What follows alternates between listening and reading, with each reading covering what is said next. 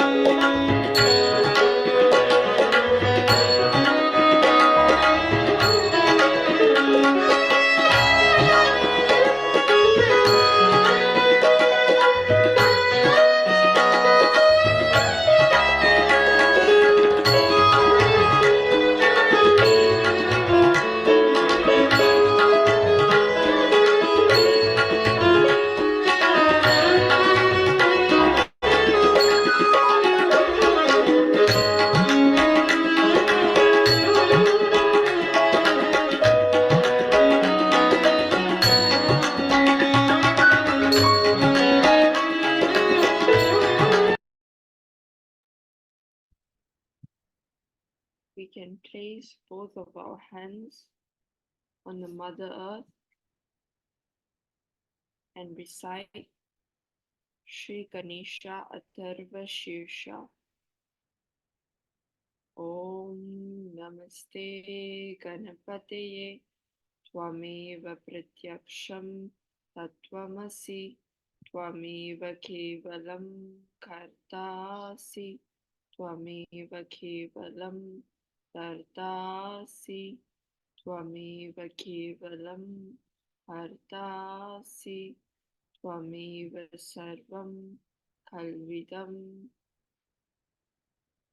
Brahmasi Tvam Sakshat Anmasi Nityam Vidam Vakshmi Satyam Vakshmi Avatvam Mam Avavaktaram Avashodaram Avadataram Avadataram Avanuchanam Avashishyam Avapashyatat Avapurastat Avodaratat Avadakshinatat Avachordvatat Avadaratat Sarvatomam Pahi Pahi Samantat Tvam Vangmayastvam Chinmayaha Tvam Anandamayastvam Brahmamayaha Tvam Sachitananda Dvitiyosi Tvam Pratyaksham Brahmasi Tvam Jnanamayo Vijnanamayosi Sarvam Jagadidam Tvato Jayate Sarvam Jagadidam Tvatastishtati Sarvam Jagadidam Tvayi Layamishati Sarvam Jagadidam Tvayi Pratyeti Tvam Bhumirapo Nalo Nilo Nabaha Tvam Chatvari Vakpadani Tvam Gunatrayatitaha Tvam Dehatrayatitaha Tvam Kalatrayatitaha Tvam Mooladhara Stitosi Nityam Tvam Shakti Trayatmakaha Tvam Yogino Dhyayanti Nityam Tvam Brahmastvam Vishnustvam Rudrastvam Indrastvam Agnisstvam Vayustvam Suryastvam Chandramasstvam Brahma Bhurvuvahaswarom Ganadim Purvamucharya वर्णादिं तरनन्तरम् अनुस्वारः परतरः अर्धेन्दुलसितं तारेण ऋद्धम् एतत्तवमनुस्वरूपम् गकारा पूर्वरूपम् अकारो मध्यमरूपम् अनुस्वाराश्छन्द्यरूपम् बिन्दुरुत्तररूपम् नादसन्धानं संहिता सन्धिः शैषा गणेशविद्या कनका ऋषिः निश्चित गायत्री छन्दः गणपतेर्देवता ॐ गं गणपतये नमः। एकदन्ताय विद्महे वक्रतुण्डाय धीमहि तन्नो दन्ती प्रचोदयात्।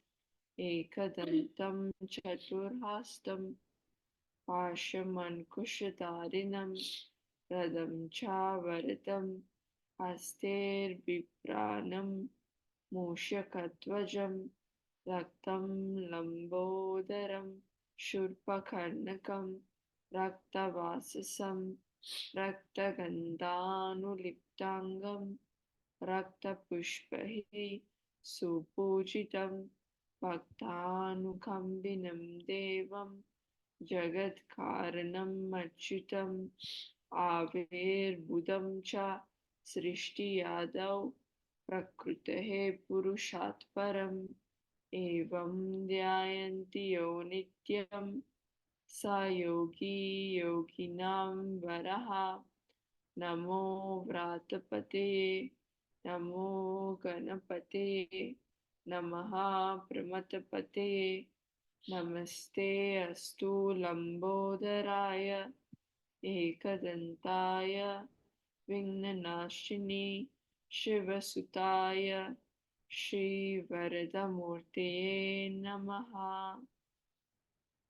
साक्षात् श्री आदिशक्ति माताजी श्री निर्मला देव्यै नमो नमः।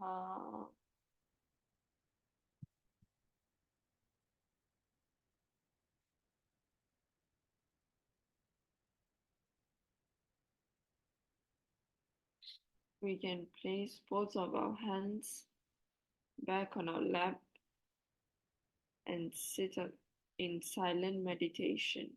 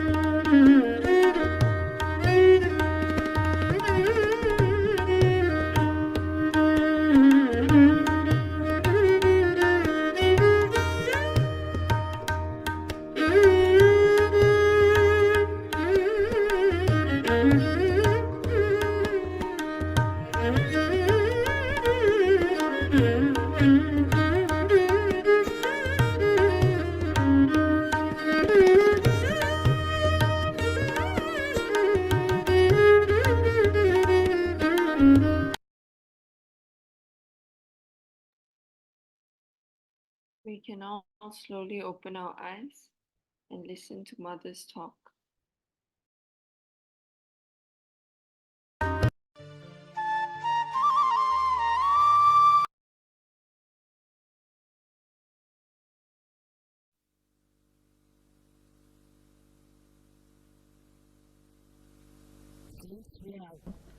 Come to Kabela, it is the 10 years completed. So, you can imagine how in these 10 years we have been able to progress in Sahaja Yoga.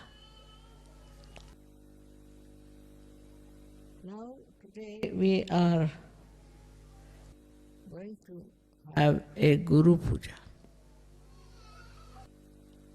As I have said, you all are Gurus and you want to worship me as your Guru is all right. But the main thing one should understand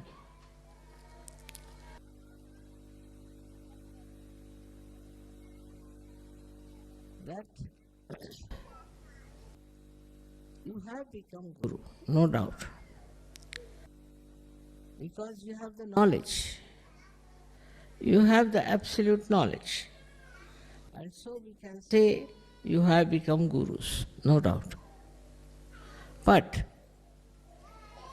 one has to understand that you have reached a state where you can raise the Kundalini, you can give realization to others.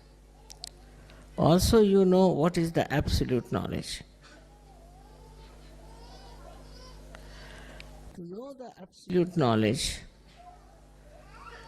is very important. And to assimilate is even much more important.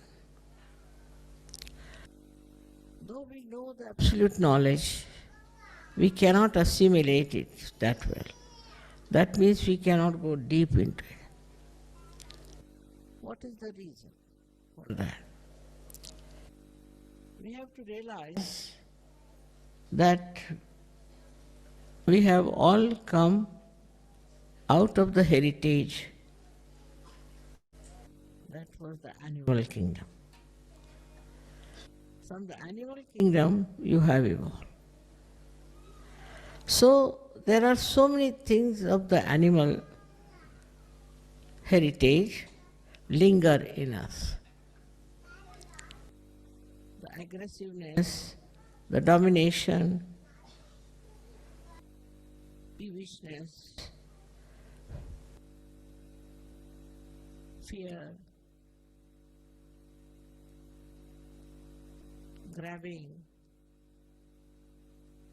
all these are our inheritance and they are within us lingering. We want to grab things of others. Not you people, of course not. But people who are not yet in Sahaja Yoga. They first used to grab lands, then they started grabbing people, making them slaves. Then they were not satisfied with that, so they were grabbing kingdoms, jewelry and all these things. So just to grab. They have no legal right, still they would grab. It seems very funny, it seems very inhuman, but it is there because of our inheritance. Now there are so many other things like jealousy. Among animals there is very little of that. They don't have jealousies so much as we have. While we have inherited this jealousy by our own reactions and thinking. People get jealous and they want to put down others. If they cannot achieve any height, they want to bring down the heights of others. This kind of jealousy, when it grabs human beings, they think whatever is done in the name of jealousy is all right. They become very conscious that we are lower than another person. We lack in some talents than another person, and they try to overpower that person because of the force of jealousy behind it. Now the trouble is, though we are human beings, We have inherited so many animal qualities. Like we are ferocious, we are angry, and we get upset as animals do. But additional to that, human beings can react because of their thinking. They think, they can think, and by thinking, all these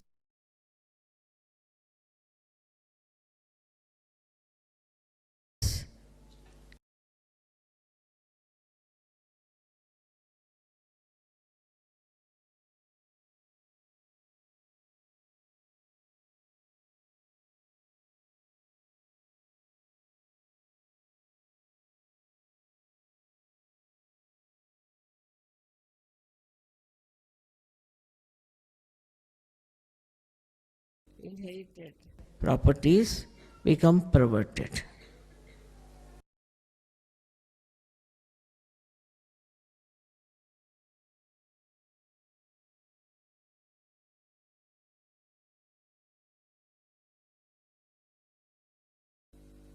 Like a person wants to put down another person, then he doesn't behave like an animal, a straightforward way. But he will find out a device, a method, he'll think it over how to do it.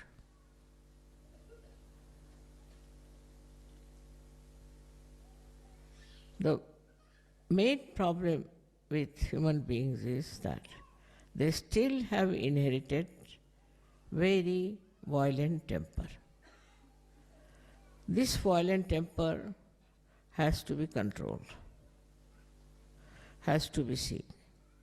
When you see something which you don't like, which is against your will, maybe something like that, immediately you flare up. Just now I saw, instead of the camphor, they had put a sugar candy. To sugar candy, they were putting the matchbox, they were using match into it, matchstick. It would not take the fire. They tried and tried, it would not. So I said, let me see what is that. So that was a sugar candy. If it was camphor, it would just flare up. So the quality of the person is known in the same way. If with the slightest provocation, if he gets into temper and gets annoyed, then his quality is not very good as a guru. As a guru, we should not flare up. We should not get angry. We should not try to oppress others. But what can we do then, people will ask. We have another method, what we call is love. Love. Instead of getting angry, if you show love and compassion to that person. So what happens? That it doesn't give you any anger, and the another person you don't make him angry also. Anger begets anger. If you get angry with somebody, that person may not retort because he is afraid of you, maybe that. But in his heart, he will keep a revenge in his mind that one day I will show him why should he get angry with me. So in Sahaja Yoga, please remember that love is the only way we can solve the problem. Now, if something goes wrong, say in the ashram, if you get angry with that person, what will happen? That person will bear a grudge against you. Perhaps, if he's a good Sahaja, he may realize that it was a wrong thing to do. But if he is a bad Sahaja, not yet fully equipped to understand, then what he will do? He will just feel that this man has insulted me, he has deliberately put me down and all that, and I should try to take a revenge. Among animals, this activity is very limited.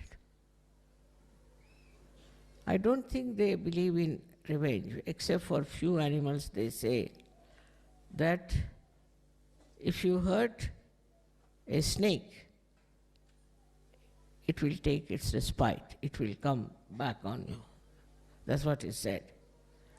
And this one is something, one quality of the snake. But as we have passed through all these different categories, we might be having some of the qualities of some of these animals within us. We may be even snakes anyway.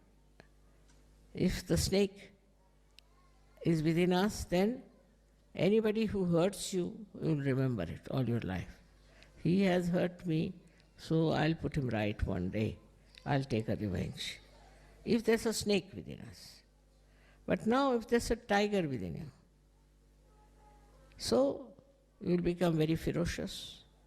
At the smallest thing you'll get angry, lose temper. Now, this is not a very good situation, that we are still at the level of animals and our inheritance is still working in us. So we have to keep a watch. We have to be good gurus, and for good guru, you have to have a very peaceful, compassionate, loving temperament. After all,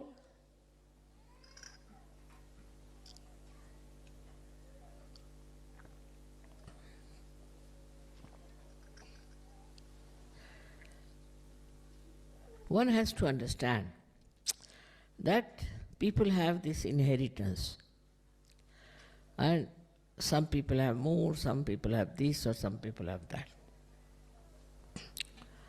For that, if you get angry with that person, it's not going to help him or help you.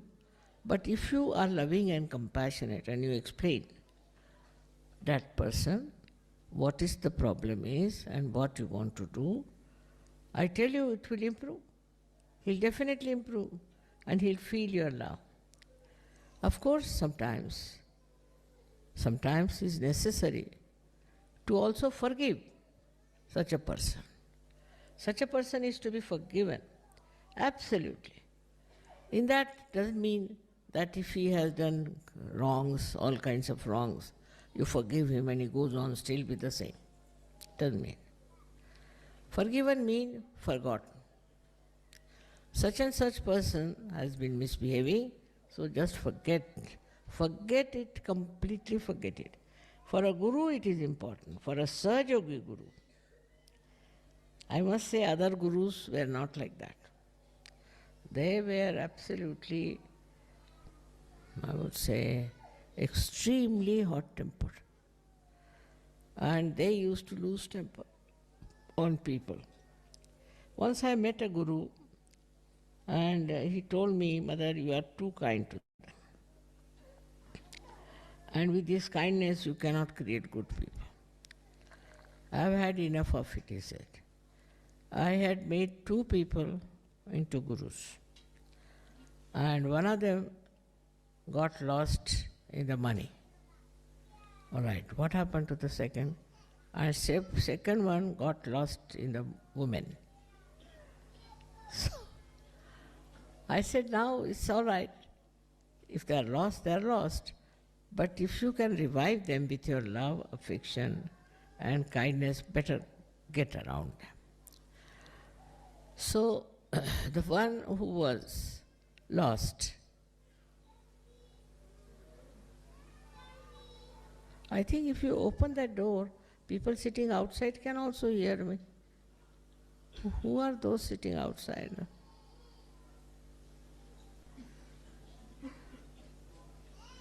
Open it fully. Of course.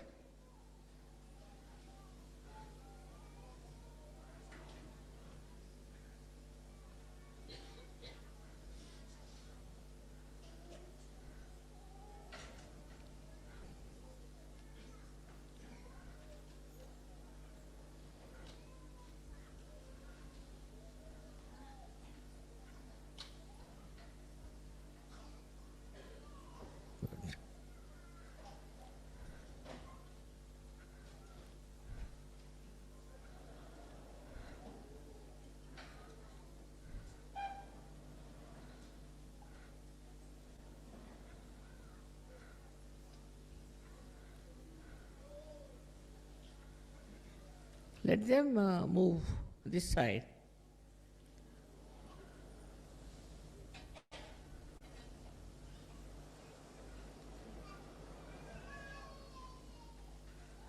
Now it's better.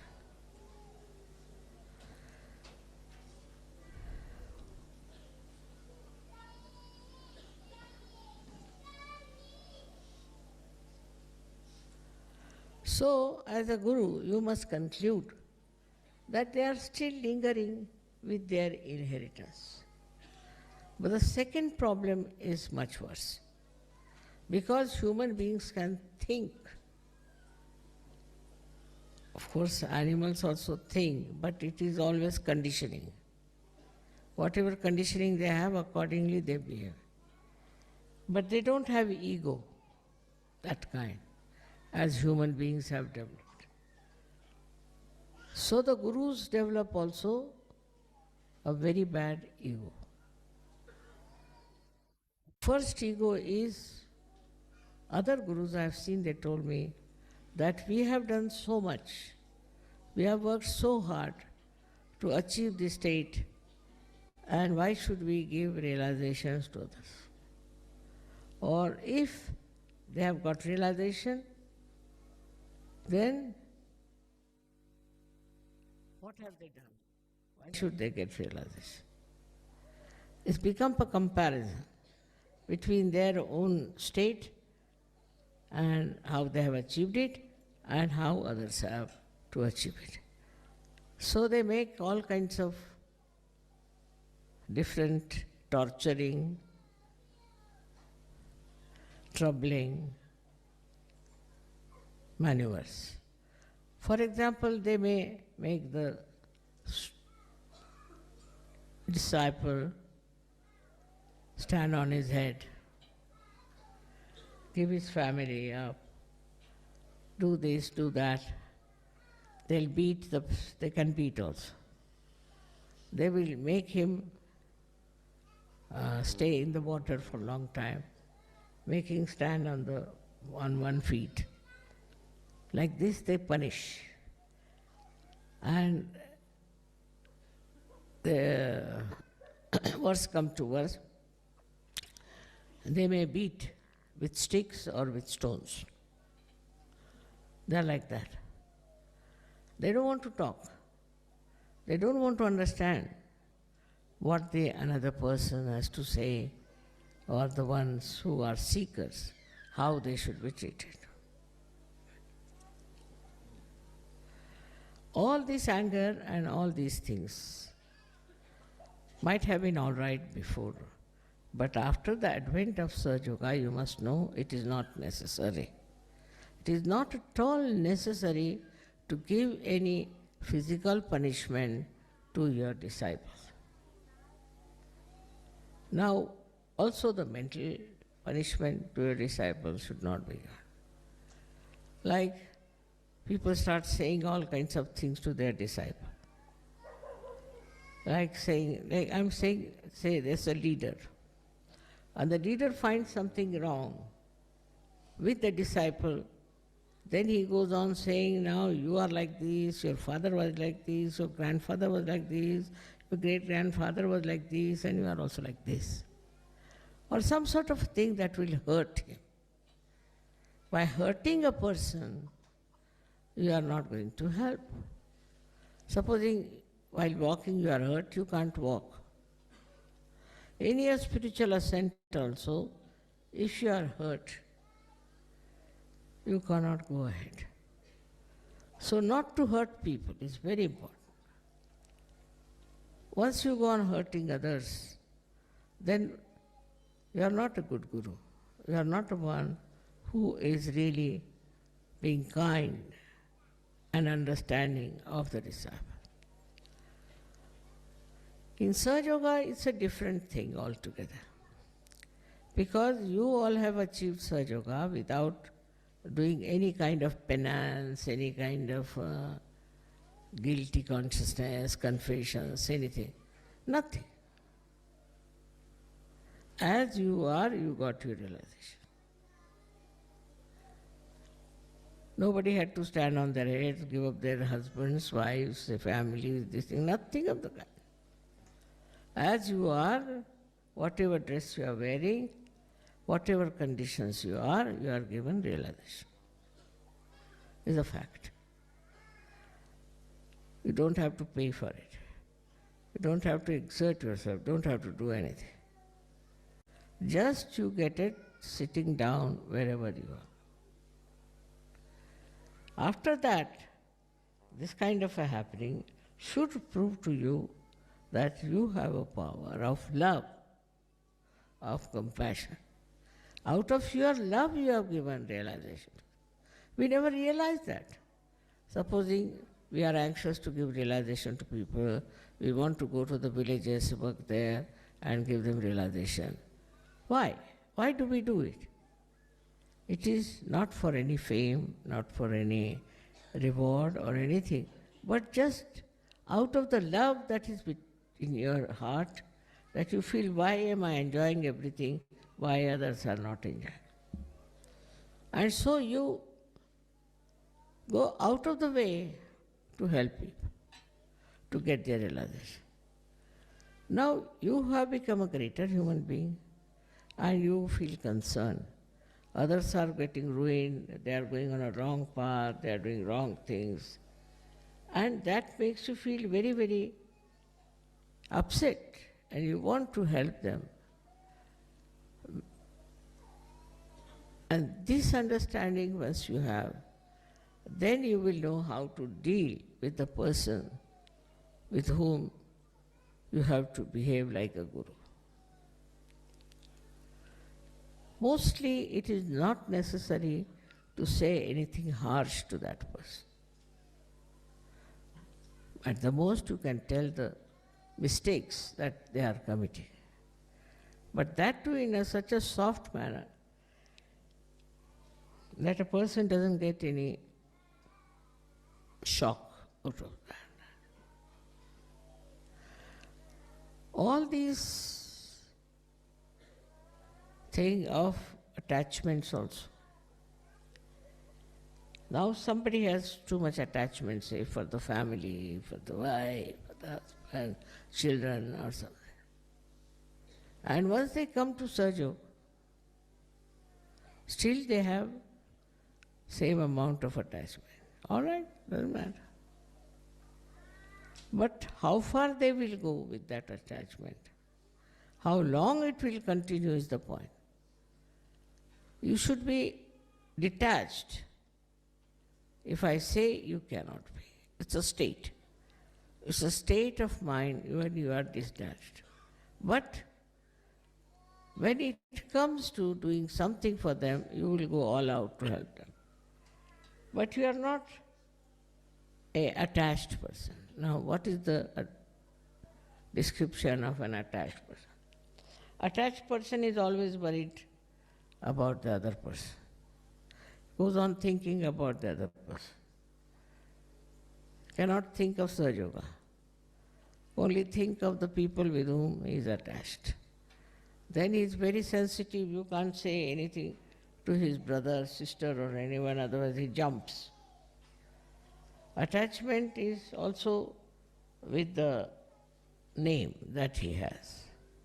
Supposing he has achieved a certain name, supposing, or some big position, then what does he do?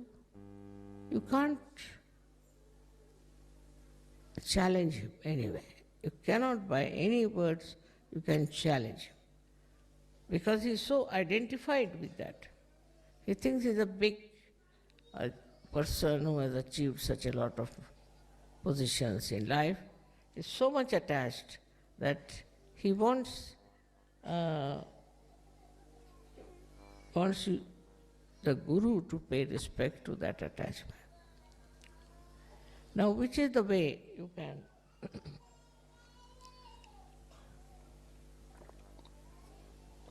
solve that problem?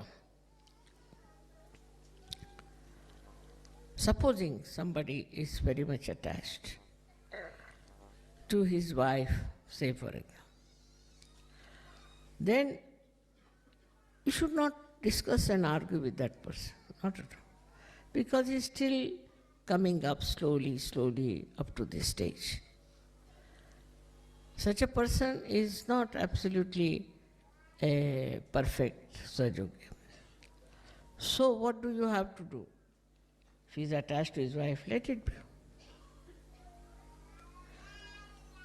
But the divine will work it out. And he will realize that what he has been thinking, doing, and taking decisions is all wrong. And once he discovered it himself, then he will get detached. But if you go on telling him anything and try to argue it out, it will never work out. So you must understand that as human beings, whatever we were, also as Sahaja Yogis, we have problems. And these should be slowly should be dissolved. Not by argument, not by saying things, but by love and compassion.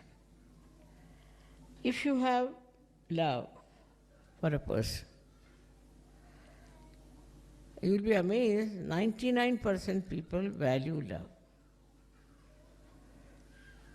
This is the third quality of human beings, I should say. First is his inheritance, second is he thinks, and thirdly that he values love. Anybody who loves, the another person values that love.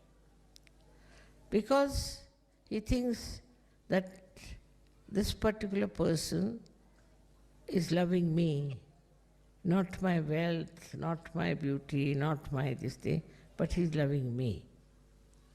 And this idea of love, this is something that will get him completely detached from that person easily. How? It looks very funny that if you like somebody, if you love somebody, and then you should get detached. It's only possible in Sahaja Yoga.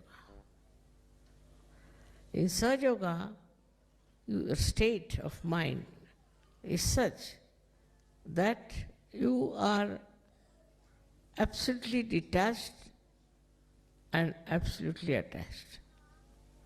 How? For example, now, say I have my daughter.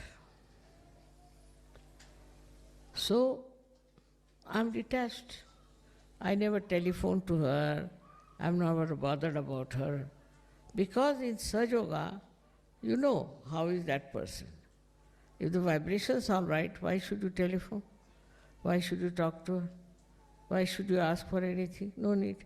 Only on vibrations you will know how the person is. And so it will seem that you are absolutely detached. But when you will find the vibrations are showing or are indicating something serious about that person, what you will do, you will put full attention to that.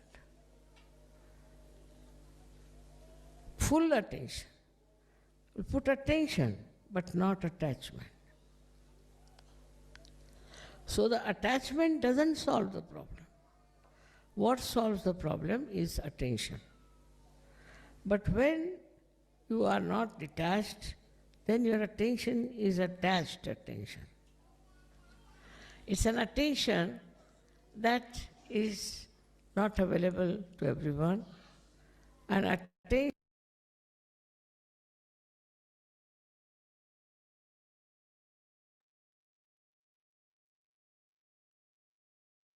We can slowly close our eyes and sit in silent meditation.